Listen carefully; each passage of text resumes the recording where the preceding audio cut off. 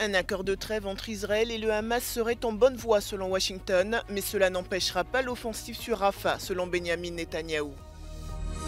Le président ukrainien affirme que cette nouvelle année de guerre avec la Russie sera décisive. De son côté, Paris réunit les alliés européens pour une conférence de soutien à l'Ukraine. Pénurie de volontaires pour rejoindre l'armée en Ukraine, les recrutements forcés sont de plus en plus fréquents.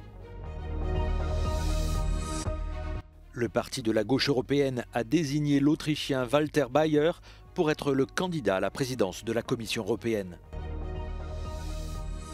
La crise géopolitique actuelle oblige l'Union européenne et l'Asie à chercher d'autres chaînes d'approvisionnement.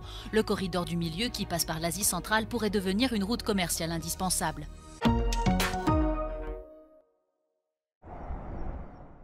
Alors que les bombardements se poursuivent dans la bande de Gaza, au Qatar, les négociations entre les autorités israéliennes et le Hamas semblent en bonne voie.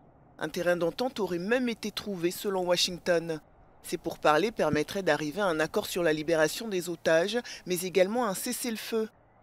Pourtant, ces espoirs ont été refroidis dimanche par le Premier ministre israélien. Selon lui, cette possible trêve ne fera que retarder une offensive militaire sur Rafah. L'armée israélienne a d'ailleurs présenté un plan pour l'évacuation des civils dans cette ville où s'entassent plus d'1,4 million de personnes. En attendant, après bientôt 5 mois de conflit, la situation humanitaire est catastrophique dans la bande de Gaza, en particulier dans le nord où l'ONU a une nouvelle fois suspendu sa distribution d'aide. Ici, à Jabalia, certains habitants se nourrissent de plantes pour faire taire la faim.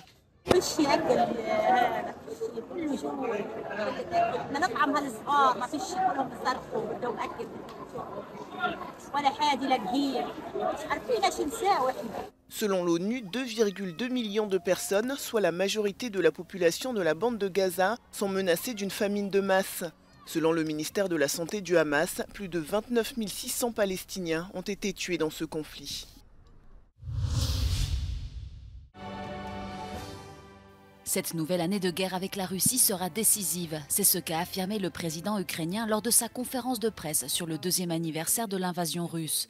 Il a également rappelé que cette victoire dépendait de l'aide fournie par les alliés occidentaux. Чи Україна програє в цій війні? Я впевнений, що ні. Найважче було 24 2 роки тому. Принаймні, у нас немає тієї альтернативи не перемогти. Немає можливості програти, тому що таке Україна програє? Програє, нас не буде нашого існування. Dans la région de Donetsk, proche du front, une frappe aérienne a ciblé la gare de Kostiantinivka et ses bâtiments voisins. Cette frappe n'a fait aucun mort selon les autorités locales, mais une femme serait toujours coincée sous les décombres. Quelques dizaines de kilomètres plus loin, Moscou a publié les images de la ville d'Avdiivka, passée sous contrôle russe la semaine dernière. Une victoire symbolique et stratégique pour l'armée russe depuis la prise de Bakhmout l'année dernière. De son côté, Paris a annoncé tenir une conférence de soutien à l'Ukraine ce lundi. 21 dirigeants internationaux ont été conviés. Objectif, envoyer un signal de mobilisation face à la Russie.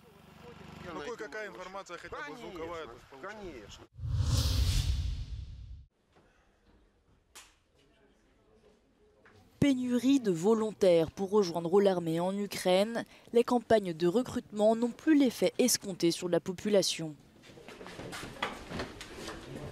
Au début de la guerre, il y a 2 ans, il y avait pourtant d'interminables files d'attente devant les centres de recrutement. Mais depuis, l'engouement s'est relâché.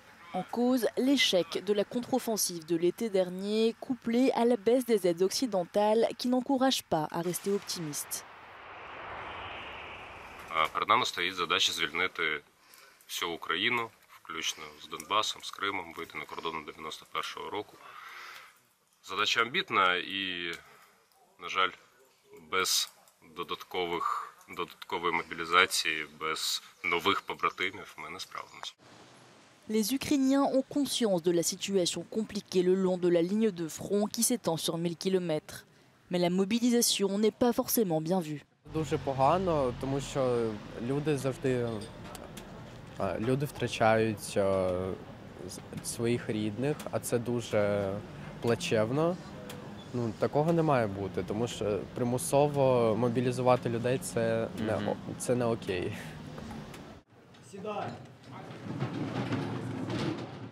Pour autant, de nombreux jeunes rejoignent toujours les écoles militaires qui commencent dès l'âge de 15 ans.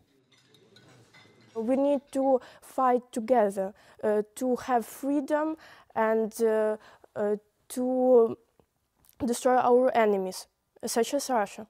My dream is to become pilot. I think I will fly on F-16. It's very possible. Certains conscrits n'ont pas été démobilisés depuis le début de la guerre il y a 2 ans. Le président ukrainien Volodymyr Zelensky voudrait leur permettre de prendre congé. Le but des autorités est donc d'augmenter les effectifs de l'armée, mais les contraintes légales autour du renforcement de la mobilisation font débat au Parlement.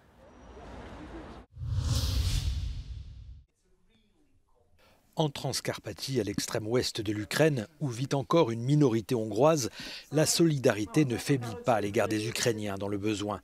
Le fondateur de cette ONG multiplie les appels aux dons et déplore les raids russes.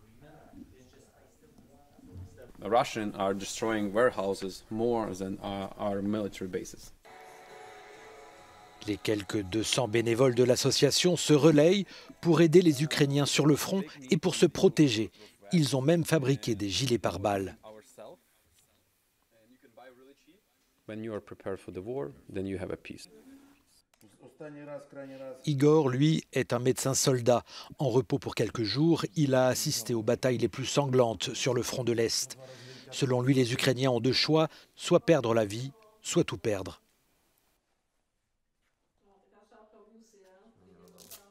Не ходжу прямо так, от коли йде штурм. Я не ходжу, моя задача, у мене зовсім друга задача. У мене задача організувати евакуацію пораненого, організувати слажену. Dans cette région appartenant jadis à l'Empire austro-hongrois, les liens sont toujours aussi étroits avec la Hongrie toute proche. Mais beaucoup craignent que la politique pro-russe de Viktor Orban ne divise les communautés. Mais cela ne s'est pas produit, même si la situation pourrait empirer. A háború második évében fordulni látszik a kocka, és a felmérések is azt mutatják, hogy folyamatosan csökken azok száma, akik bíznak a politikailag megjelölt célok, tehát a 91-es határok, az EU és NATO csatlakozás elérésében.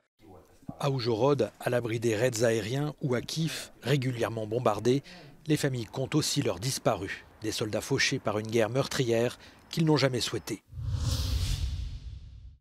Le parti de la gauche européenne s'est choisi lui aussi un candidat principal, ou Spitzenkandidat, pour la présidence de la Commission européenne. Issu du parti communiste autrichien, Walter Bayer, 70 ans, ne sera toutefois pas candidat aux élections européennes. Parmi ses principaux défis, son manque de notoriété à Bruxelles et en Europe. Frankly speaking, Europe is not only Brussels. Europe is 27 nations, and it is hundreds of cities, and it is millions of citizens. And the European left and the Spitzenkandidat wants to be the voice of these people, of which the voices are very rarely heard in Brussels. Walter Bayer sera notamment en concurrence avec la présidente sortante de la Commission, Ursula von der Leyen, qui vient d'annoncer sa candidature. À ce stade, les perspectives électorales de la gauche ne sont pas bonnes. Le parti aborde les prochaines européennes dans un contexte de division et les sondages annoncent un plus grand appétit des électeurs pour les listes nationalistes ou d'extrême droite.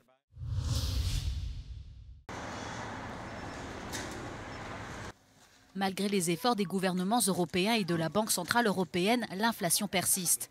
Aux coûts élevés de l'énergie s'ajoutent les multiples crises géopolitiques qui jouent également un rôle clé.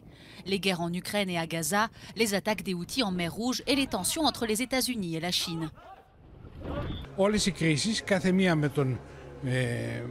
από τη δική της σκοπιά, επηρεάζουν και είναι αλληλένδετα τις παγκόσμιες οδούς εμπορίου. Όλα αυτά σε τελευταία ανάλυση μεταφράζονται σε αυξημένα κόστη. Αυξημένα κόστη μεταφορών, αυξημένα κόστη ασφάλειας, αυξημένα κόστη επικοινωνιών. Les corridors de transport de l'Asie vers l'Europe et les chaînes d'approvisionnement des produits consommés par les Européens ont été perturbés, entraînant une augmentation significative des coûts finaux. Θα σας πω ότι το τελευταίο τρίμηνο στον χώρο του κοντέινερ είχαμε 1 με 2 φορές επάνω την αύξηση του κόστους της μεταφοράς. Afin de garantir des marchandises en quantité suffisante pour les clients européens, il est nécessaire de développer de nouveaux corridors de transport, selon les experts du 5e Forum des Balkans et de la mer Noire au port du Pirée. Aujourd'hui, le corridor du milieu qui relie la Chine à l'Europe en passant par l'Asie centrale et la région de la mer Noire est la route privilégiée. People are thinking about the alternative, another corridor from Europe to East Asia. There are three possible alternatives. If the Black Sea can be the central corridor, it also will partly depend on Piraeus port and will go through to north to Hungary and to Central Europe. L'Union européenne et la Chine veulent développer ensemble le corridor du milieu afin de relever les défis géopolitiques actuels et renforcer la sécurité des chaînes d'approvisionnement. Au Brésil, des milliers de partisans de l'ancien président Bolsonaro lui ont manifesté leur soutien ce dimanche à São Paulo. Jair Bolsonaro affirme être victime de persécutions politiques depuis qu'il a quitté ses fonctions. Condamné pour avoir abusé de son pouvoir et jeté des doutes infondés sur le système de vote électronique du pays, Bolsonaro ne peut plus se présenter aux élections durant 8 ans. La police brésilienne enquête à présent pour savoir si l'ancien militaire a incité à un coup d'État manqué après avoir perdu les élections de 2022.